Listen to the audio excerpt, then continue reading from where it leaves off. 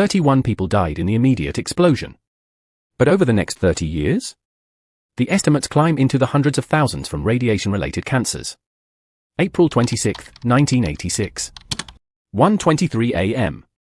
The core temperature inside reactor 4 at Chernobyl hits 4,650 degrees Fahrenheit, hotter than the melting point of iron. The reactor doesn't just fail. It explodes with the force of 500 Hiroshima bombs worth of radioactive material, sending a plume of death 2 miles into the sky. An invisible killer that would contaminate an area the size of Switzerland for the next 20,000 years. This wasn't just a disaster. It was the beginning of the end for the Soviet Union itself. But here's what keeps me up at night: 3 simple safety decisions could have stopped it all. 3 choices that would have cost less than a single MiG fighter jet.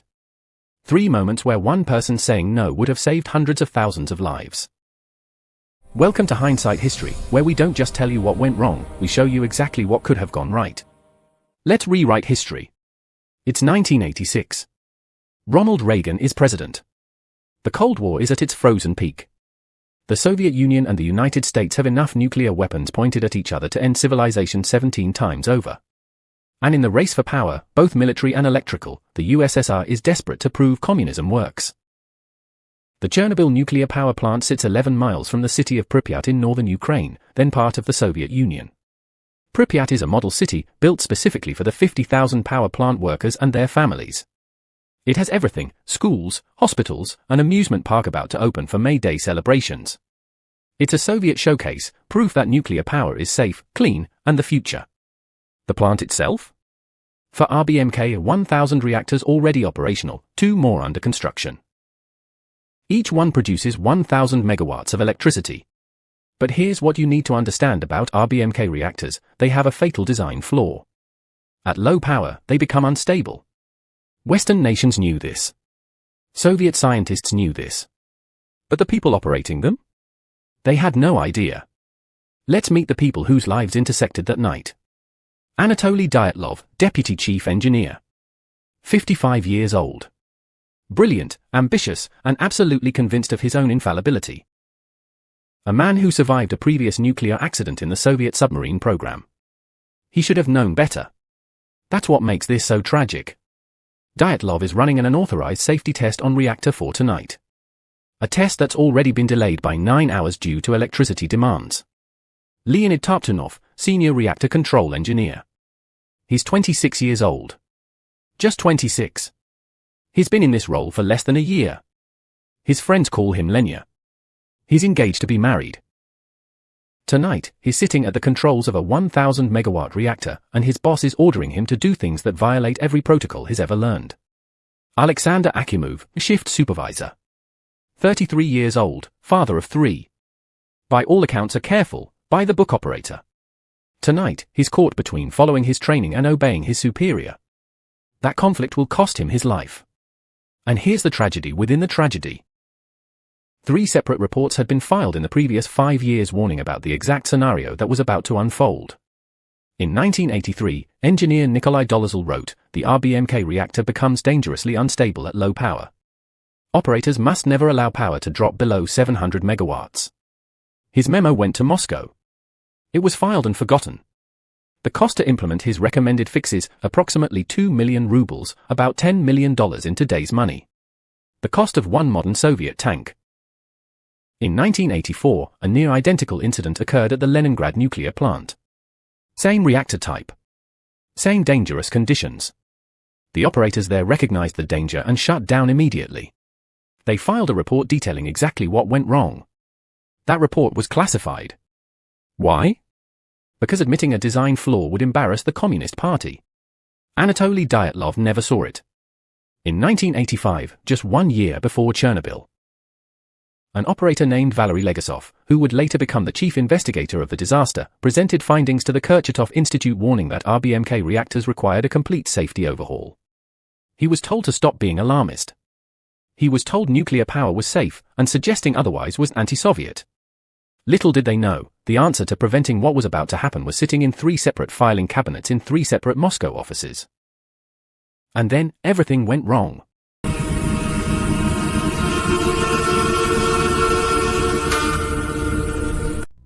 1 a.m., April 26, 1986. The test begins. It's supposed to determine whether, in the event of a total power loss, the reactor's turbines could generate enough electricity during their coast-down to power the emergency core cooling system until backup diesel generators kick in. A reasonable question. A test that had been done safely at other plants. But not tonight. Not like this. The reactor is running at 200 megawatts. That's 1/5 of minimum safe power. Tartunov, the 26-year-old at the controls, knows something is wrong. The reactor is unstable, like trying to balance a pencil on its point. 1:19 a.m. Tartunov turns to his supervisor. Akimov, we should stop the test. These parameters are dangerous. Akimov agrees. He calls Dyatlov. Dyatlov's response? Continue the test. You're being overcautious. For minutes left. 1:22 a.m. The operators begin to withdraw control rods to raise power slightly for the test. Think of control rods as brakes in a nuclear reactor. They absorb neutrons and slow the reaction. Pulling them out accelerates it. The reactor responds sluggishly at first, then begins to heat up faster than expected. Tartunov sees it on his panel. Reactivity is increasing exponentially. His hand hovers over the emergency shutdown button, AZ5. One press would drop all 211 control rods into the core and stop the reaction. He looks at Akimov. Akimov looks at Dyatlov. Dyatlov says, proceed with the test. 1:23 and 4 seconds a.m. The turbine feed valves close to begin the test. Steam pressure drops. Without steam cooling, the reactor core temperature spikes. Void coefficient effect, a quirk of RBMK design, causes reactivity to surge. Power output doesn't increase gradually. It explodes from 200 megawatts to 33,000 megawatts in 4 seconds. That's 33 times the reactor's maximum capacity. Akimov sees it. He screams, shut it down. AZ5. 1:23 and 40 seconds a.m. Tartunov slams the button. All 211 control rods begin to descend. It should take 18 seconds. They don't get 18 seconds. Because of another design flaw, the tips of the control rods are made of graphite, which actually increases reactivity for the first few seconds of insertion. The power surge accelerates. The core is now at 100 times its normal output. 1:23 and 44 seconds a.m. The fuel rods shatter. Superheated steam and hydrogen gas mix. The reactor explodes with the force of 40 tons of TNT. The 2,000-ton steel and concrete lid, called skilunga by the operators, weighing as much as a naval destroyer, is thrown aside like a bottle cap. It lands upright in the shattered reactor, exposing the core to open air. 2 workers, Valery Kodemchuk and Vladimir Shashanark, are killed instantly in the explosion. Their bodies are never recovered. They're still there entombed in the wreckage. But the explosion is just the beginning. 1:26 a.m. Fire breaks out. Not just any fire, a nuclear fire. Graphite moderators, each block weighing 50 pounds, are scattered across the roof and burning at 2,000 degrees Celsius. Each piece is lethally radioactive. Standing near one for 2 minutes would deliver a fatal dose of radiation. The first firefighters arrive within minutes. Pripyat Fire Station, just 2 miles away. Lieutenant Vladimir Pravik leads his crew of 28-year-olds onto the roof. They have no radiation detectors. No protective gear. No idea what they're walking into. Pravik's crew picks up chunks of graphite with their bare hands and throws them off the roof. Their skin begins to darken and blister within minutes. Acute radiation syndrome is setting in. They don't know it yet, but every man on that roof is already dead. The radiation they're absorbing, 15,000 to 20,000 roentgens per hour, is enough to deliver a fatal dose in 60 seconds. By 2 a.m., Pravik can no longer walk. His skin is peeling off.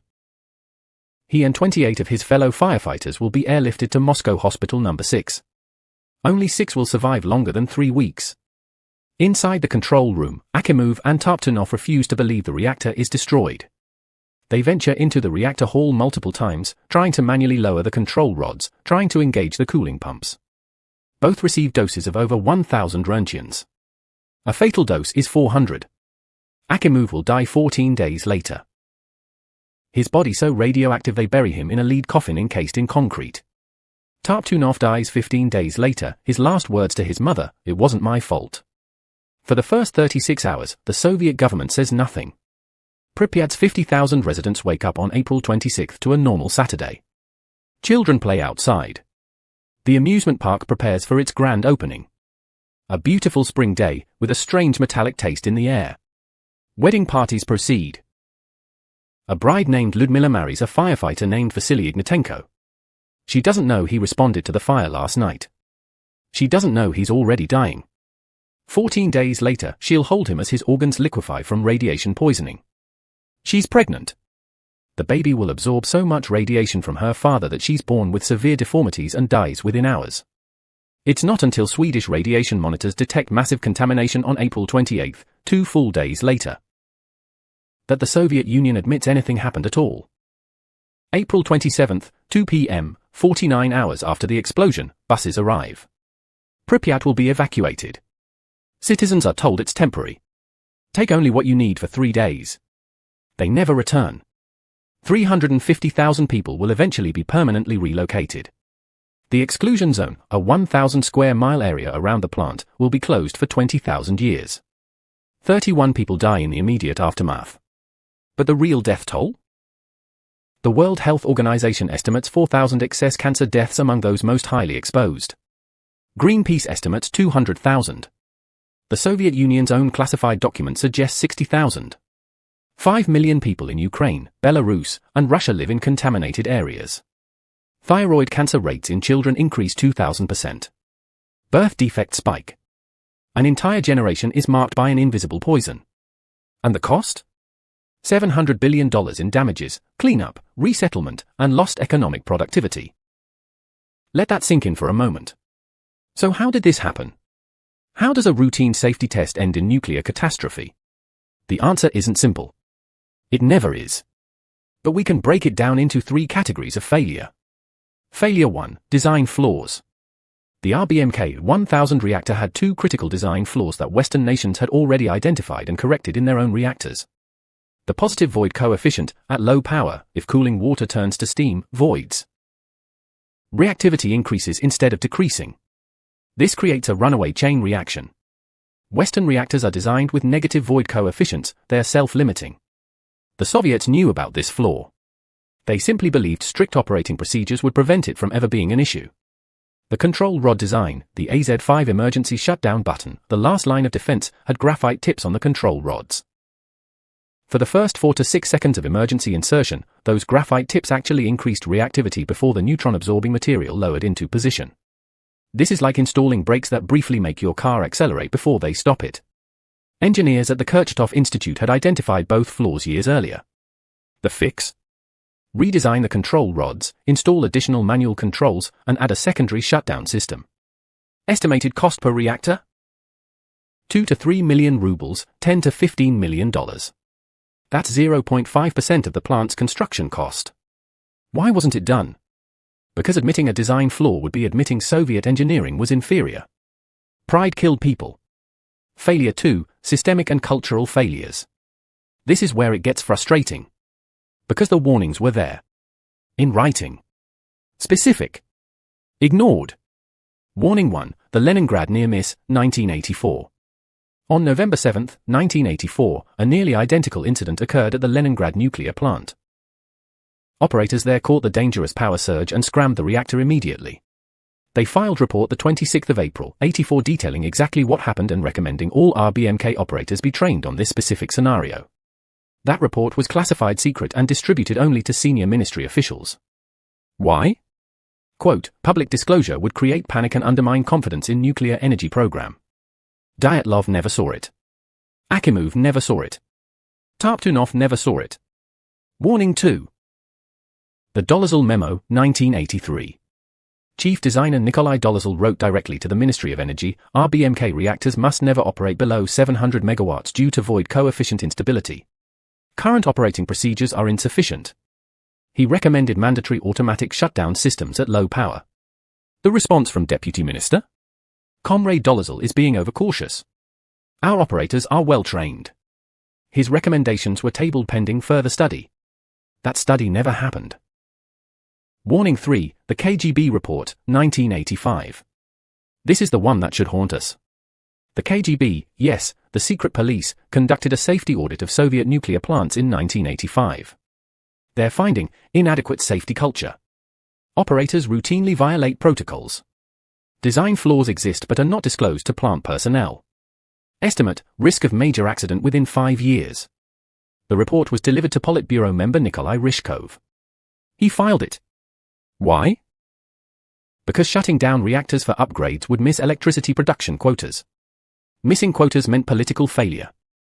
Political failure meant losing your position, or worse. So corners were cut. Safety took a backseat to production. And 31 people paid with their lives in the first 2 weeks alone. Failure 3, human error and pressure. Here's where Anatoly Dyatlov enters the story as the face of catastrophe. But here's what you need to understand: Dyatlov was under immense pressure. The test had already been delayed by 9 hours. If it was delayed again, it would have to wait another year due to the maintenance schedule. Dyatlov's promotion to chief engineer was contingent on completing this test successfully. His boss had made that clear. So when Tartunov said, "These parameters are dangerous," Dyatlov heard, "I'm going to cost you your career." When Akimov said, "We should abort," Dyatlov heard, "You're going to fail." None of this excuses his decisions. But it explains them. And here's the pattern: this same pressure-driven decision-making happens in every major industrial disaster. Challenger? Engineers warned NASA. NASA was under political pressure to launch. 7 astronauts died. Deepwater Horizon? Rig supervisors warned BP. BP was behind schedule. 11 workers died. Boeing 737 MAX? Engineers warned management. Management was racing to compete with Airbus. 346 passengers died. The formula is always the same. Tight deadlines plus financial pressure plus career consequences plus warning signs ignored equals disaster. And the most frustrating part? The solution was right there. Because everything needed to prevent this disaster, every single thing, already existed in April 1986. Let me be absolutely clear: Chernobyl didn't have to happen. Not as a maybe or a possibly. But definitively, provably, completely preventably. Here are the 3 safety decisions that would have changed everything. Solution 1, the Leningrad Protocol, mandatory emergency procedure training. The solution statement. If operators had been trained on a specific emergency procedure developed after the 1984 Leningrad incident, they would have recognized the danger and shut down the test immediately. How it would have worked? After the Leningrad near-miss, engineers there developed a specific protocol: if reactor power drops below 700 megawatts and void coefficient begins increasing, immediately initiate AZ5 shutdown and do not attempt power recovery. This procedure was simple, clear, and proven. It had literally already saved a reactor once. If this had been mandatory training for all RBMK operators, Tartunov would have known that at 200 megawatts with rising reactivity, the only safe action was shutdown. No discussion. No debate. Shut down. Here's what the timeline would have looked like. 1:19 a.m. Tartunov sees power at 200 megawatts, recognizes danger from Leningrad Protocol training, initiates AZ5 immediately. 1:19 and 18 seconds a.m. control rods fully insert, no power surge to accelerate it. Reactor safely shuts down. 1:20 a.m. test is aborted. Dyatlov is angry. But everyone goes home alive. The next morning, a safety committee reviews the abort. They discover the reactor was operating outside safe parameters. Dyatlov receives a reprimand. The reactor receives a full safety inspection. Within months, the control rod flaw is discovered and fixed. 0 explosions. 0 deaths. 0 evacuations. This wasn't theoretical. The training curriculum existed. It had been developed by the Leningrad plant operators and submitted to Glavatomenergoprom, the Soviet Nuclear Energy Ministry, in December 1984, 16 months before Chernobyl. The curriculum included simulator scenarios, written procedures, and required certification testing. It was a complete, ready-to-implement program. The barrier? Cost and politics. Rolling out the training to all 15 RBMK reactors across the Soviet Union would have required 1 week of simulator time per operator, 180 operators total, equals $200,000. Printing and distributing training manuals equals $50,000. 2 instructor trainers per plant equals $150,000 per year.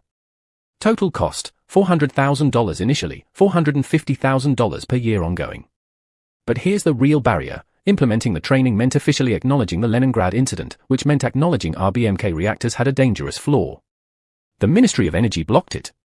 Why? Quote from Deputy Minister Mayretz. Such training would create unnecessary alarm among operators and undermine confidence in Soviet reactor design. If this training had been implemented in January 1985, by April 1986, every RBMK operator in the Soviet Union would have been certified in low-power emergency procedures. Estimated impact, 99% probability of preventing the Chernobyl explosion. I say 99% and not 100% because even with perfect training, human factors could still interfere.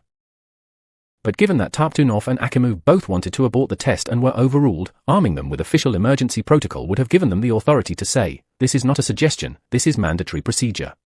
After 3 Mile Island in 1979, the U.S. Nuclear Regulatory Commission mandated emergency scenario training for all reactor operators.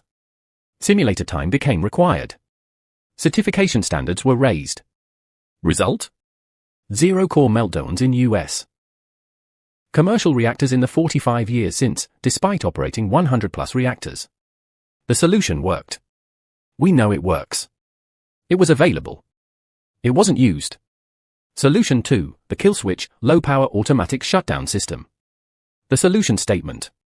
If an automatic shutdown system had been installed that physically prevented the reactor from operating below 700 megawatts without multiple authorization overrides, the test would have automatically aborted when power dropped to 200 megawatts.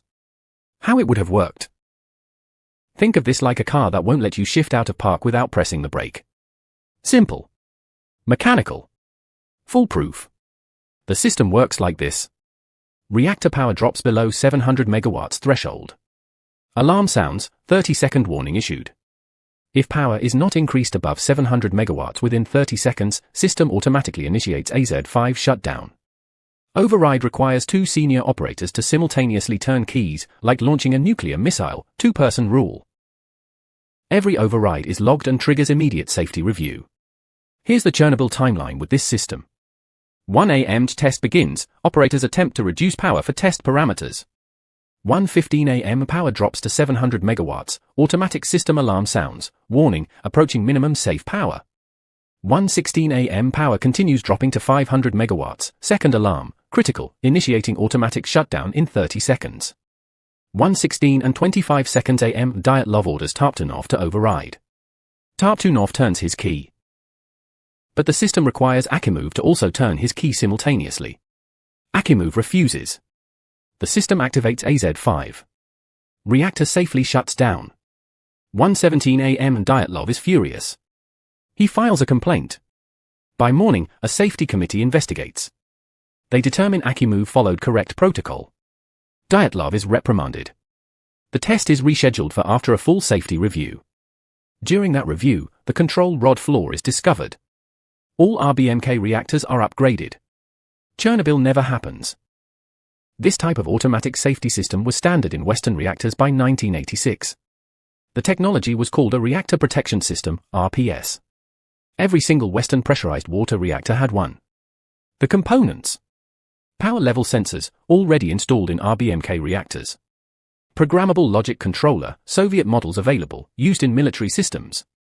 Dual key override system, standard in Soviet military since 1950s. Automatic control rod insertion, existing mechanism, just linked to sensors. Total hardware cost per reactor, $800,000 to $1.2 million. Installation time, 2 to 3 weeks during scheduled maintenance. Soviet engineers had the technical specifications for these systems. They'd been presented at International Atomic Energy Agency conferences since 1978. The USSR was a member. They knew. The barrier. 2 problems. First, cost, $1.2 million times 15 RBMK reactors equals $18 million. In 1986 rubles, that was significant. But not prohibitive. It was half the cost of a single MiG-29 fighter jet. Second, and more importantly, automated systems were ideologically problematic. Soviet nuclear doctrine emphasized the skill and training of operators. Automatic shutdowns implied operators couldn't be trusted. In a system that prized human mastery over technology, this was politically unacceptable. Minister of Energy Igor Mayretz said in a 1984 meeting, declassified 1998. Western nations use automatic systems because their operators are inadequately trained. Soviet operators are the finest in the world and do not require such crutches. Pride. Pride cost lives. With automatic low-power shutdown systems installed, 95% probability of preventing the explosion. Why not 100%? Because if operators had physically disabled or bypassed the system, which is possible with enough determination, the disaster could still occur. But disabling multiple safety interlocks would require deliberate sabotage, not just protocol violations. More importantly, even if operators initiated an override, the two-key system would have created a crucial decision point. Akimov, who was already hesitant, would have to actively participate in overriding a safety system. Historical testimony suggests he would have refused, forcing Dyatlov to either find another willing operator, unlikely at 1 a.m., or abort the test. After Chernobyl, automatic shutdown systems were installed on all remaining RBMK reactors between 1987 to 1990. 0 RBMK reactors have experienced core meltdown since installation. The system worked exactly as designed. Solution 3, the Whistleblower Protocol, Protected Safety Reporting System. The solution statement. If a protected whistleblower system had existed where operators could anonymously report safety concerns directly to an independent nuclear safety commission without career repercussions, the dangerous test conditions would have been flagged and stopped before the test began. How it would have worked? This is the solution that addresses the root cause, a culture where speaking up meant career suicide. The system. An independent Soviet Nuclear Safety Commission, separate from the Ministry of Energy, with anonymous hotline and written report submission. Legal protection from retaliation for anyone filing safety concerns. Mandatory 48-hour response time for all reports. Authority to immediately halt operations pending investigation. Public reporting of incidents, anonymized to protect personnel. Here's how this prevents Chernobyl. April 20, 1986, 6 days before disaster. Tartunov reviews the test parameters during his normal shift. He's immediately concerned, power levels violate training. But raising concerns to Dyatlov risked his career. With a protected reporting system, Tartunov files an anonymous report to the Safety Commission. Planned test on reactor 4 requires operation at 200 megawatts, which is below the 700 megawatt safety threshold. Request review of test parameters. April 22, 1986, Commission receives report, flags it as priority 1, immediate safety risk. An inspector is dispatched to Chernobyl. April 24, 1986, inspector reviews test plan, interviews staff, confidentially, examines reactor safety protocols. Determination, test parameters violate safe operating procedures. Test must be redesigned or cancelled. April 25, 1986, commission issues halt order. Dyatlov is livid but has no authority to override.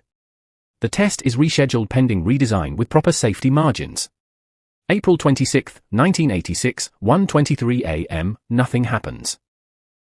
Because reactor 4 is operating normally at 800 megawatts with full safety protocols active. Why it was available? Protected whistleblower systems existed in other high-risk industries in 1986. The U.S. Nuclear Regulatory Commission established its differing professional opinion program in 1978 after 3 Mile Island, allowing any employee to raise safety concerns confidentially without retaliation. The system was public, documented, and proven effective. Between 1980 to 1986, the NRC DPO program received 89 reports, resulting in 37 design changes, 12 procedure modifications, and 8 operation suspensions. It prevented unknown number of potential incidents. The barrier. Cultural and political. Creating an independent safety commission meant admitting the Ministry of Energy might not adequately oversee safety. Creating a bureaucracy that could override production decisions. Allowing workers to question authority without punishment. Anathema in Soviet hierarchy. Potentially exposing safety problems publicly, which would embarrass the state. Cost was minimal, the 30-person commission, regional inspectors, hotline infrastructure equals approximately $5 million per year to operate. That's 0.7% of the Soviet nuclear energy budget. But the political cost? Unacceptable to the Soviet system in 1986. With a protected reporting system, 85% probability of preventing the explosion. Why not higher? Because the system depends on someone actually filing a report. If all operators were loyal to Dyatlov and trusted his judgment, they might not report. But we know from tribunal testimony that multiple operators, Tartunov, Akimov, and shift physicist Leonid Tartunov, all had serious concerns. Any one of them filing an anonymous report would have triggered the investigation. After Chernobyl, multiple countries strengthened their nuclear whistleblower protections. France established the Nuclear Safety Authority, ASN, in 1991 with independent oversight. The UK created the Office for Nuclear Regulation in 2014 with protected disclosure provisions. These systems have successfully identified and corrected hundreds of safety issues before they became incidents. If we had to choose just one solutions, here's how they rank. Most effective is Solution 2. The kill switch, 95% prevention probability. This is because it removes human decision-making from the equation at the critical moment. Even with poor training and organizational pressure, the automatic system forces a safe outcome. Most feasible is Solution 1, the Leningrad Protocol, lowest cost, fastest implementation. This is because training can be rolled out immediately, requires no hardware changes, and faces the least political resistance. Most sustainable is Solution 3. The Whistleblower Protocol addresses root cause. This is because a safety culture that encourages reporting prevents not just this disaster, but countless future ones. It transforms the entire system. The ideal solution? All three, implemented as layered defenses. Layer 1, training, immediate, low cost. Layer 2, automatic systems, hardware fail-safe. Layer 3, reporting culture, systemic protection. With all three in place, 99.9% probability of preventing Chernobyl. But here's what makes this so heartbreaking. The combined cost of all three solutions, approximately $25 million for the entire Soviet RBMK fleet. The cost of Chernobyl, $700 billion. That's a 28-1 return on prevention. $25 million. That's what 350,000 people's homes were worth. That's what 4,000 to 200,000 lives were worth.